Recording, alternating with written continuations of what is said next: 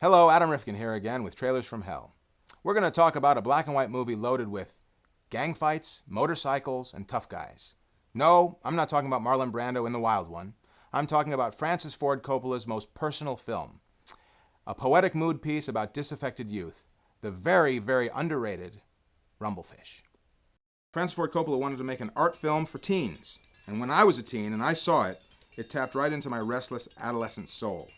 It's a dreamy, hypnotic mood piece that romanticizes teen rebellion and disaffected youth. It's shot in beautifully stark black and white with an evocative percussive score, and it boasts a fantastic cast. Matt Dillon gives the best performance of his career, in my opinion, as Rusty James, a rebellious James Dean-esque street thug who worships his older brother, an enigmatic figure known only as the Motorcycle Boy. Rusty James lives in Motorcycle Boy's enormous shadow and can't live up to his brother's reputation. Much to everyone's surprise and disbelief, the Motorcycle Boy has had some sort of crisis of conscience while in California and has returned a changed man. He now rejects the gang violence of the past.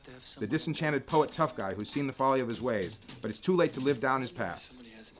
The film is in a very cool German expressionistic style. They even used the technique of painting shadows on walls to make it look even more like old silent films like The Cabinet of Dr. Caligari. This was Coppola's most personal film, as evidenced by who he dedicated it to, August Coppola, his big brother. And August's son, NICOLAS Coppola, is in the film as well. And it was on the set of this very film that he decided to change his name from Nicolas Coppola to Nicolas Cage. Mickey Rourke is fantastic in this film. When I first saw him in Rumblefish as Motorcycle Boy, I was mesmerized. I thought he was the coolest guy ever. I felt my generation finally had our Marlon Brando, or our James Dean. As soon as I saw Rumblefish, Mickey Rourke was my hero. I did get an opportunity to have a brush with Motorcycle Boy not too long after moving to LA. I was 19 years old, and as I was standing outside of my first editing room, I heard a motorcycle rev behind me, and I turned and looked, and at a stop sign, 20 feet away, was Mickey Rourke on the coolest motorcycle I've ever seen, with the hottest blonde I've ever seen sitting on the back.